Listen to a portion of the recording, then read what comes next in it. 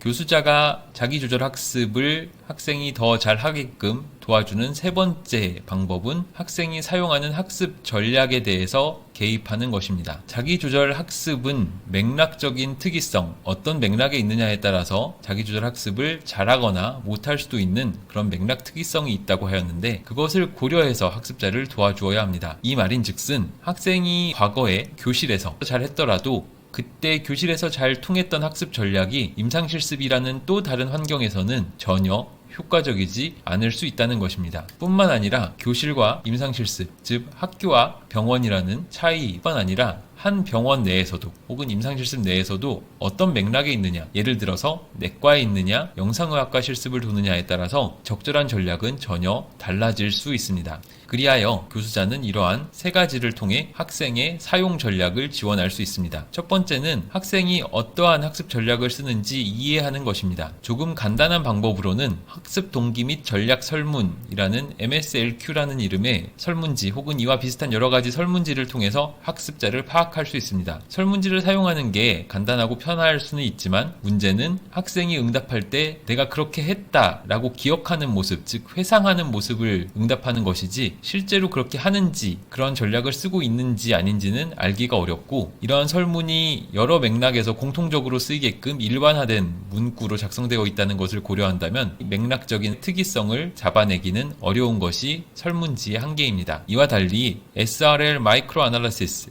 SRL 미세 분석이라고 할 수 있는 방법은 학습자를 앞에 두고 인터뷰를 하는 방식으로 학습 전략을 이해해 나가는 방법입니다. 그래서 학습자에게 실시간으로 지금 어떤 생각을 하고 있는지, 어떤 느낌이 드는지, 지금 어떤 행동을 하고 있는지 구체적인 질문을 던지면서 학습자에게 실시간으로 어떻게 자기조절 학습을 수행해 나가고 있는지를 파악하는 것도 가능합니다. 물론 이 실시간 인터뷰 기법으로 학생을 이해하는 것은 설문지에 비해서는 그만큼 시간도 많이 들고 한 번에 다수의 학생에 대해서 조사할 수 없다는 단점이 있을 것입니다.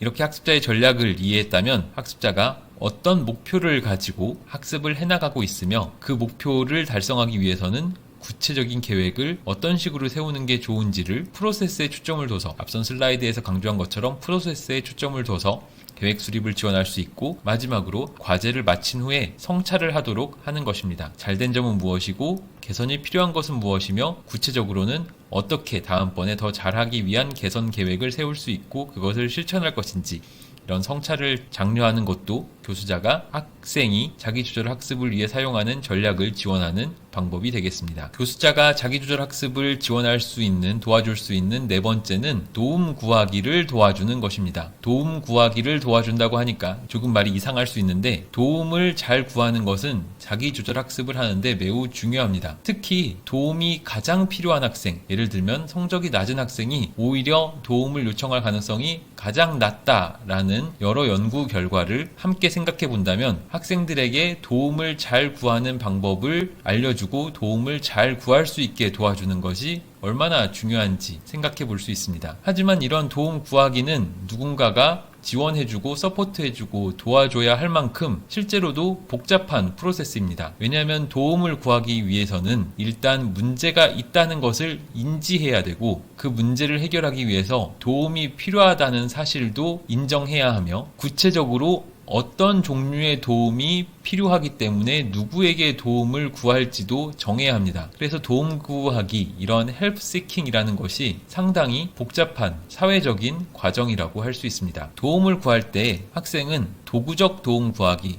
여기서 인스트루멘탈이라고 했는데, 즉 문제 해결은 내가 하는데 그것을 조금 더 원활하고 손쉽게 하기 위한 서포트를 요청해야지, 실행적 도움, 즉 다른 사람에게 나 대신 문제를 해결해 주세요 라는 식으로 요청해서는 안 됩니다. 도움 구하기는 또한 고도의 사회적 행동이라는 특징이 있습니다. 도움을 구하기 위해서는 학생이 도움을 요청할 사람을 결정해야 되고, 그 사람에 맞춰서 내 문제를 다시 프레이밍해야 되고, 이렇게 해서 도움을 받았다면 그 도움이 나에게 적절하였는지, 내가 그 도움을 활용해서 실제로 개선이 이루어졌는지도 평가해야 합니다.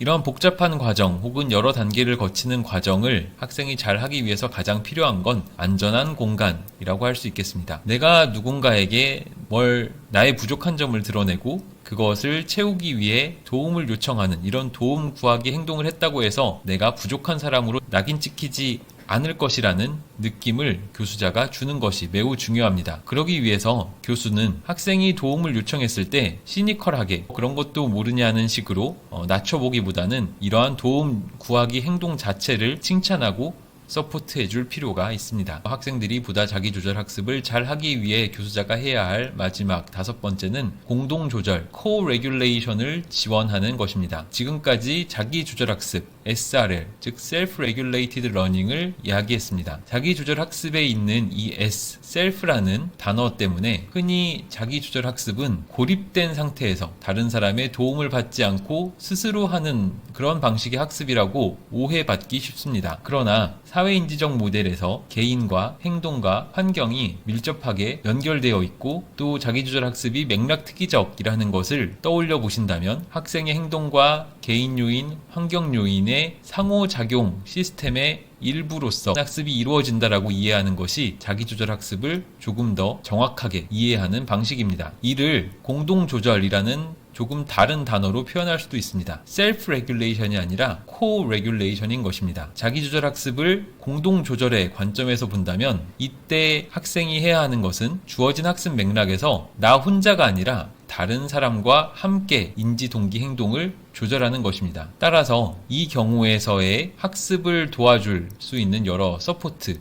학습 서포트 시스템은 자기 혼자서가 아니라 동료와 교수자, 심지어는 환자에게까지 여러 사람에게 분산되어 있다고 이해할 수 있습니다. 이렇게 분산된 학습 서포트를 통해서 학생은 보다 협력적이고 사회적으로 여러 사람과 공유하고 있는 조절 능력을 키울 수도 있고 평생학습자로서의 자기 조절 능력도 더 잘 키울 수 있습니다. 그럼 이를 위해서 교수는 어떻게 해야 할까요? 교수가 택할 수 있는 한 가지 전략은 학생들로 하여금 동료와 공동으로 프로젝트를 수행하게끔 하는 것이고, 그렇게 공동으로 프로젝트를 수행하는 과정에서 학습 전략을 공유할 수 있는 시간과 공간을 제공할 필요가 있습니다. 이렇게 한다면 환경 내의 여러 사람, 이렇게 동료와 혹은 환자와 공동으로 학습을 조절하는 경험이나 연습을 할 수 있을 것입니다. 뿐만 아니라 한 명의 교수가 다른 교수와 학생을 연결해 주는 것도 학생의 공동조절 능력을 더 길러주는 방식이 될 것입니다. 내가 잘 알고 있는 다른 교수와 학생을 연결시켜 준다면 전문 직업인으로서 한 명의 의사로서 발전해 나가는 또 다른 롤모델을 볼 수 있는 기회가 될 것입니다. 여기까지 자기조절 학습을 실제로 의학교육에서 어떤 식으로 적용해야 하며 무엇을 고려해야 하는지를 말씀드렸습니다. 이러한 내용이 학생들의 자기조절 능력 향상을 위해서 노력하시는 여러 교수님들에게 조금이나마 도움이 되기를 바랍니다. 감사합니다.